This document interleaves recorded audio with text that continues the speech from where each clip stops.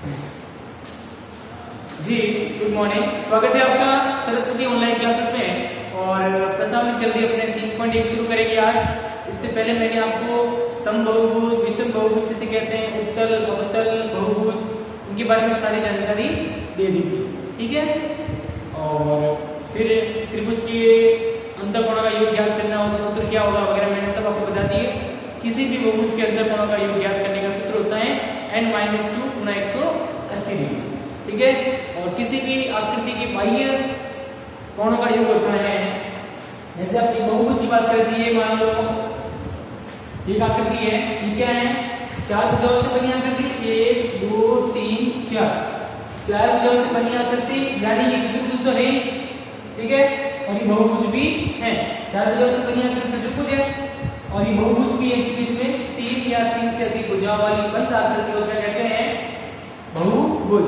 अब इसकी कोई भी बहुभुज हो, चाहे 3 वाला हो चाहे 4 वाला हो, ठीक है, तो किसी भी बहुभुज के बाह्य कोण, जैसे अब इस रेखा को लंबा किया जाए ऐसे, और इसको ऐसे बढ़ा दिया जाए, इसको ऐसे, इसको ऐसे, इसको ऐसे, इसको ऐसे, इसको ऐसे और इसको ऐसे, तो ये जो बाह्य कोण है 1 2 2 3 और 4, ये जो बाह्य कोण होंगे बहुभुज के बाह्य कोण का योग कितना होता है, 360 डिग्री। त्रिभुज में भी तीनों भुजाओं आगे बढ़ा दो, ये कोण और ये कोण, इनका कितना योग होगा, 360 डिग्री। तो किसी भी बहुभुज के, चाहे वो 3 भुजाओं वाली हो, 4 भुजाओं वाली हो या पंचभुज हो, 1 2 3 4 5, तो इसको आगे बढ़ा दो ऐसे,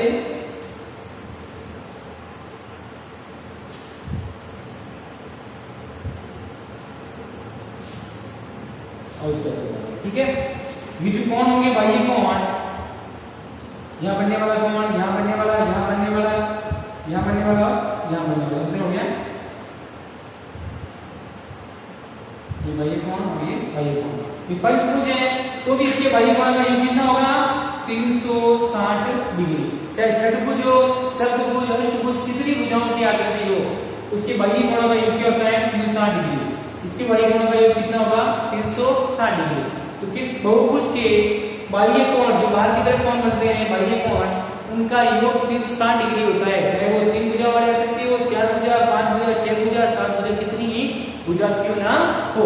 ये लास्ट बात मैंने आपको बता दी, ध्यान रखना इसका, ठीक है। चलिए अब शुरू करते हैं अपनी प्रश्नावली। 1.1 का पहला क्वेश्चन, यहाँ पर कुछ आकृतियां दी गई हैं, यहाँ पर कुछ आकृतियां दी गई हैं, नीचे कुछ आकृतियां दी गई हैं, ठीक है। चल लेना, फर्स्ट क्वेश्चन क्या है, ये आकृतियां बना लो, 1 2 3 और ये 4 भुजा, यानी बहुभुज हो गया। फिर 1 2 3 और ये 4 भुजा, दूसरी आकृति, फिर तीसरी आकृति है, जिसको नाम दो A, दूसरी आकृति B, एक घोड़ा, इसका दूसरा घोड़ा, ये C आकृति। फिर चौथी आकृति होगी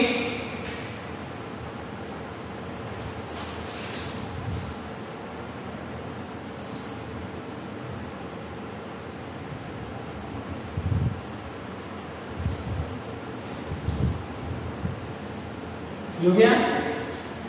फिर एक और आकृति है,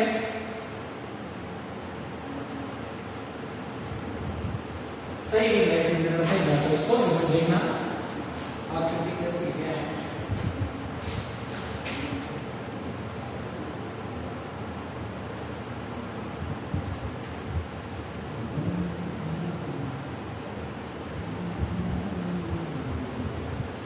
ये आकृति है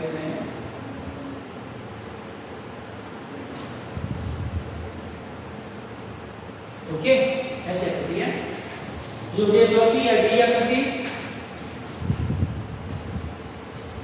फिर एक आकृति ऐसे है,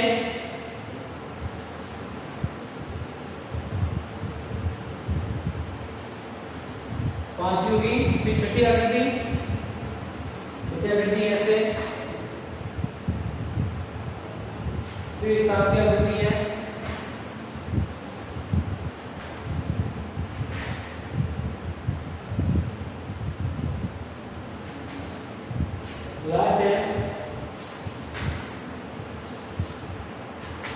शक्ति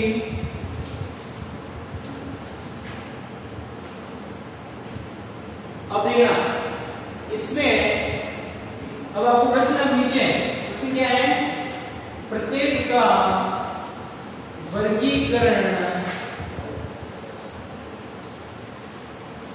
निम्नलिखित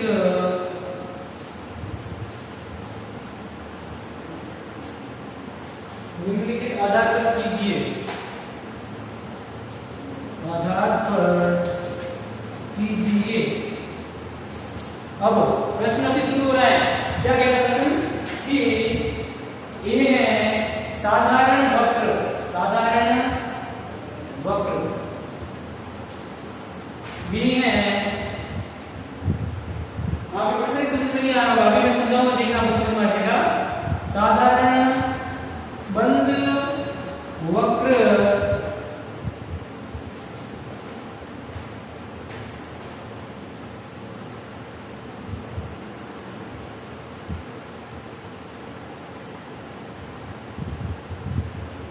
फिर है बहुभुज,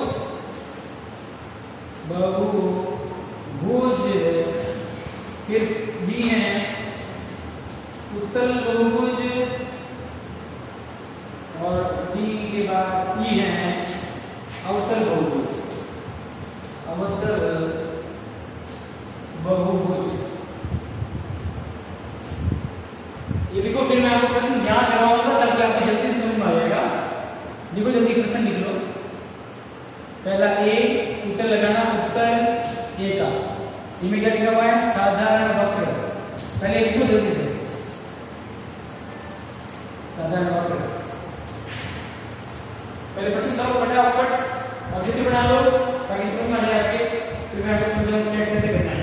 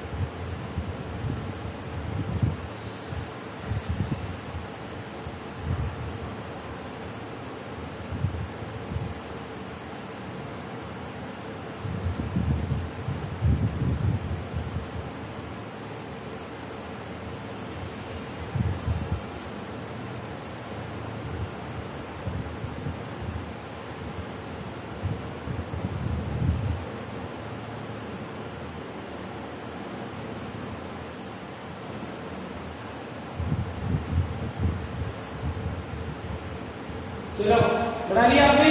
अब देखना प्रश्न क्या है, यहाँ पर कुछ आकृतियां दी गई हैं, ये सारी आकृतियां हैं, ठीक है।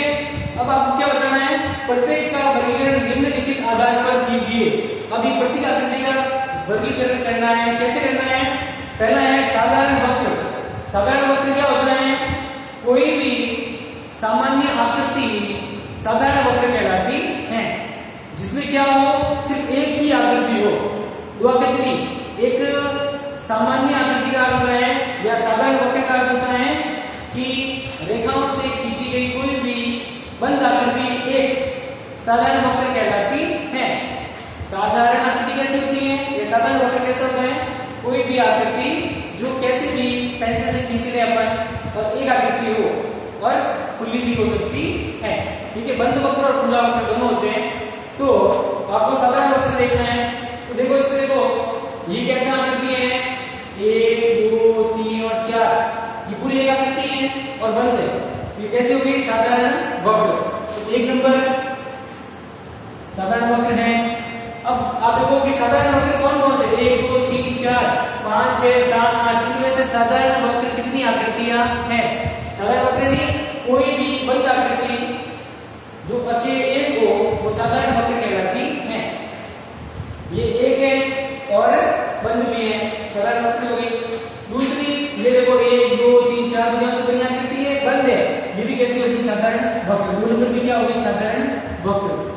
नंबर देखो, इसमें अभी अकेला ही आता है गोला, तो क्या होता है साधारण वक्र।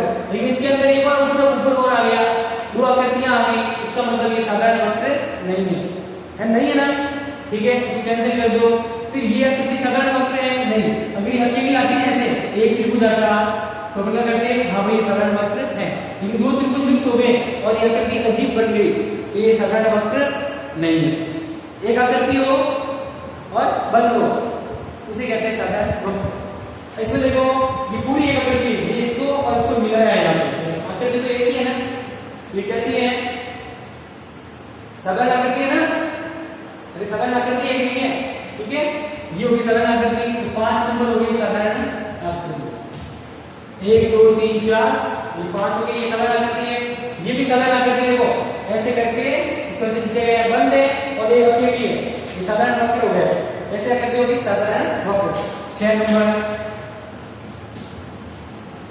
फिर इसके बाद इसको देखो, इसको देखो ये कैसी आकृति है, एक यहाँ और फिर ये पूरा ऐसे बंद कर दिया है। तो एक आकृति चाहे कैसे भी बनाई हो, लेकिन बंद आकृति और अकेली हो उसे साधारण वक्र कहते हैं। ये साधारण वक्र हो गया। 7 नंबर की साधारण वक्र है। 8 नंबर को देखो, एक वृत्त ऊपर है और एक वृत्त ये, दो वृत्त हो गए और फिर इसको मिलाया गया दोनों वृत्तों को, तो क्या ये साधारण आकृति है, नहीं साधारण नहीं है। एक ऊपर आ गया वृत्त और एक नीचे आ गया, तो इस दोनों को मिलाया गया, ये साधारण नहीं है। तो ये कैसे होगी, साधारण नहीं है मतलब असाधारण, उसको छोड़ दो। फिर साधारण वक्र के बाद आओ साधारण बंद वक्र। ऐसा वक्र जो बंद हो और साधारण हो, जो भी हमने किया वो इस है। ये कैसा है, बंद है, बंद आकृति है, ये भी कैसी है, बंद है, अकेली है। साधारण बंद वक्र का मतलब ऐसी आकृति जो अकेली हो और बंद हो, चाहे कैसे बना दो, चाहे मैं ऐसे करके ऐसे बना दूं, ये भी एक साधारण वक्र है, ठीक है ना। चलो तो साधारण बंद वक्र कौन सा होता है, ये आकृति बंद है, एक है तो साधारण है, ये हो गई 1 नंबर। अब बी में क्या है, साधारण बंद वक्र कौन सी आकृतियां हैं ये बताना है आपको। इन सब में कौन सी आकृतियां साधारण बंद वक्र है, तो ये देखो दिखने में एकदम साधारण है, बंद है, तो साधारण बंद आकृति क्या बोलते हैं, साधारण बंद वक्र। 1 नंबर है बंद आकृति, इसका देखो उत्तर में लिखो, ये बी का देखो, बी मतलब साधारण वक्र कौन सी, 1 नंबर आकृति। फिर देखो इसको देखो, ये भी 1 2 3 4 4 नाम से बनी बंद आकृति है, एक है, ये भी साधारण वक्र। 2 नंबर। इसको देखो वापस, इसमें ये अगर अकेला बना था तो ये साधारण वक्र होता, लेकिन ये अकेला नहीं, इसके ऊपर 2 और आ गई, तो अब आकृति क्या हो गई, 2 आकृति मिक्स हो गई ना, पता ही नहीं चल रहा है, तो ये साधारण वक्र, साधारण बंद वक्र नहीं है। तो 3 नंबर नहीं है। 4 नंबर में देखो, 4 नंबर में देखो अगर अकेला त्रिभुज आता है तो ये साधारण वक्र होता, लेकिन इसमें एक त्रिभुज ऊपर आ गया, एक त्रिभुज नीचे आ गया और आकृति को बिगाड़ दिया, तो ये साधारण नहीं है, ठीक है, ये साधारण वक्र नहीं है। फिर 5 नंबर देखो, इसको यहाँ से और इसको यहाँ से लेकर मिला दिया, साधारण आकृति है, एक पूरी एक बनी है ना। अब इसको दोनों को मिला के बनी है, अगर ऐसे होता है दोनों अलग अलग तो अपन कहते हैं अलग अलग है, इससे नहीं है, क्योंकि पूरी कितनी है, एक ही है ना, मिलके बनी एक आकृति है, ये साधारण है। 5 नंबर साधारण बंद वक्र है। फिर 6 नंबर देखो, ये भी साधारण है, यहाँ से लेकर यहाँ तक नीचे गई है बंद, साधारण बंद वक्र 6 नंबर बंद है। और फिर इसको देखो, इसको एक रेखा यहाँ और फिर इसको मिला दिया, एक आकृति बन गई पूरी। 6 नंबर ये होगी साधारण बंद वक्र। इसमें देखो ये आकृति पूरी अलग है और ये आकृति पूरी अलग है, दोनों आकृतियां सेम है लेकिन दोनों अलग अलग है ना, ये अलग बना ली, ये अलग बना ली, अगर दोनों कैसे करते ना, आधा इसको लेके मिलाते तो ये साधारण वक्र हो जाता है, लेकिन ये दोनों ही आकृति अलग अलग है और उसको मिलाया गया है, ये साधारण वक्र, साधारण बंद वक्र नहीं है। ये हो गया। फिर सी, अरे आपने सुना है ना, साधारण वक्र किसे कहते हैं, जो बंद हो और एक हो वो साधारण वक्र। फिर साधारण बंद वक्र वही जो साधारण वक्र है वो साधारण बंद वक्र है, ठीक है।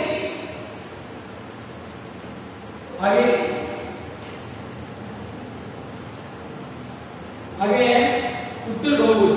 उत्तल बहुभुज मैंने आपको बताया था कि जिन बहुभुजों के विकिरण या विकर्ण अंदर बनते हैं वो होते हैं साधारण बहुभुज या उत्तल बहुभुज। उत्तल बहुभुज।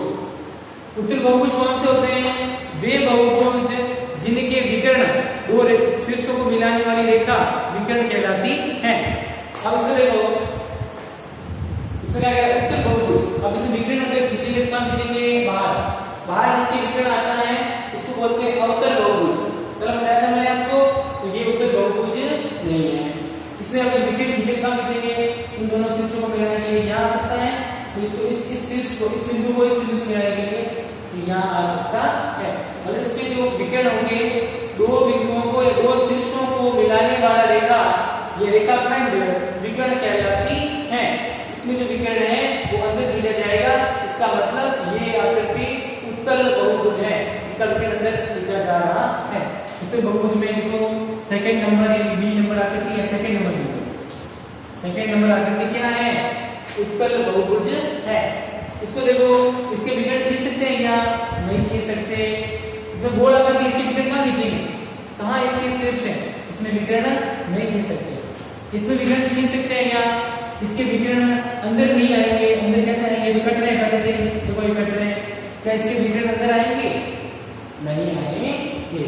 इसके विकर्ण कहाँ आएंगे? ये इसका शीर्ष, ये इसका शीर्ष, के विकर्ण ऐसे मिलेंगे इस बार। कहाँ मिलेंगे? बाहर की तरफ ऐसे मिलेंगे। इसके विकर्ण अंदर नहीं आएंगे, तो अंदर तो पहले से ये कटे हुए हैं। देखो ये शीर्ष और ये शीर्ष मिला हुआ है, ये अंदर अंदर सब मिले हुए हैं। इसके शीर्ष अंदर तो आ ही नहीं सकते, मतलब ये कैसा है? बाहर आएंगे इसके, ठीक है। इसके विकर्ण कहाँ खींचेंगे? बाहर खींचे जाएंगे। इसका मतलब ये उत्तल बहुभुज नहीं है, इसके विकर्ण बाहर आ रहे हैं, ये उत्तल बहुभुज है। फिर ये तो गोल आकृति होगी, इसमें तो आएंगे ही, इसमें विकर्ण कहाँ खींचेंगे? इसमें विकर्ण नहीं आएंगे।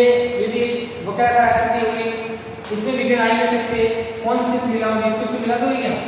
नहीं, हो ही नहीं सकता, ठीक है। फिर इसके भी कोई शीर्ष मिलेंगे नहीं। सिर्फ उत्तल बहुभुज का उदाहरण कौन सा है? सेकंड नंबर आकृति। तो इसके विकर्ण कहाँ आएंगे? अंदर की तरफ आएंगे, ठीक है। समझ आ गई बात? सेकंड नंबर आकृति क्या है? उत्तल बहुभुज। तो इसके विकर्ण कहाँ आते हैं? अंदर। कहाँ आते हैं? अंदर। फिर डी को देखो,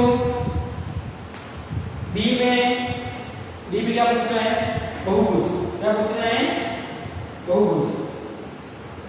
बहुभुज ये देखते हैं।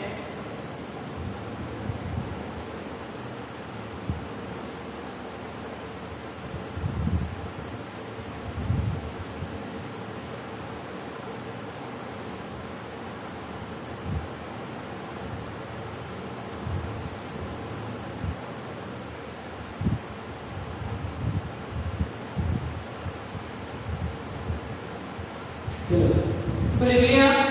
आगे देखो बहुभुज।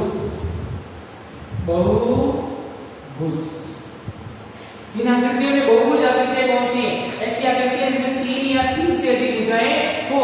अब देखो इसमें कितनी भुजाएं? 1 2 3 4 और ये 5 भुजाएं हैं। बंद है आकृति और 4 भुजाएं हैं इसमें, ये बहुभुज है। बहुभुज कौन सी है? 1 नंबर। फिर इसको देखो, इसमें कितनी भुजाएं? 1 2 3 और 4 भुजाएं हैं। तो 3 या 3 से अधिक भुजाएं होनी चाहिए। इसमें 4 भुजाएं हैं और ये आकृति कैसी है? बंद। इसका अर्थ ये हुआ, ये भी कैसी है? बहुभुज 2 नंबर, ठीक है। इसके अलावा देखो, इसमें भुजाएं है क्या? नहीं, ये गोल आकृति है, इसमें भुजाएं हैं लेकिन कैसी है? एक दूसरे से मिली हुई है, ठीक है। आकृति का पता ही नहीं चल रहा है कि ये बहुभुज नहीं है। फिर इसमें देखो भुजाएं है क्या? नहीं है। इसमें भुजाएं है क्या? नहीं है। इसमें देखो एक और 2 भुजाएं हैं, बाकी पूरा गोल है, तो 3 भुजाएं होनी चाहिए। इसका अर्थ ये कि बहुभुज नहीं है।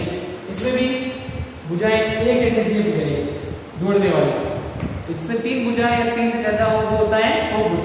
इसका अर्थ बहुभुज ये भी नहीं है। बहुभुज कौन सी? 1 नंबर और 2 नंबर। 1 नंबर और 2 नंबर क्या है? बहुभुज। फिर लास्ट इसका देख लो ई में क्या पूछना है? अवतल बहुभुज। अवतल बहुभुज।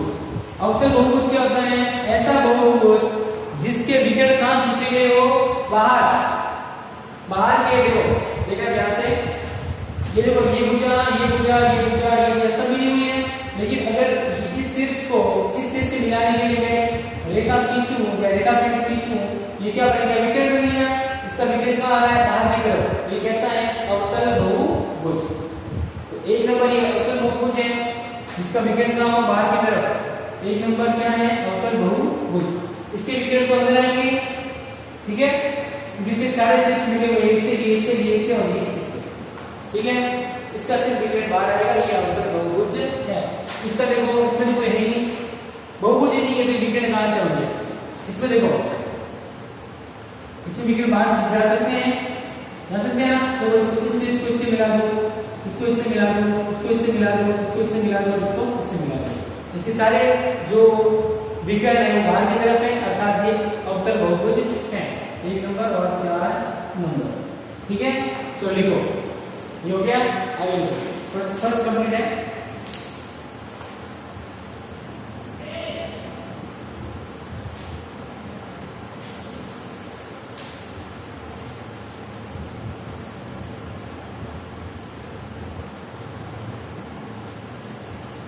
चलिए ठीक है, शुरू कर लेना। और आज के लिए इतना ही, कल फिर मिलेंगे नई वीडियो के साथ। Good bye.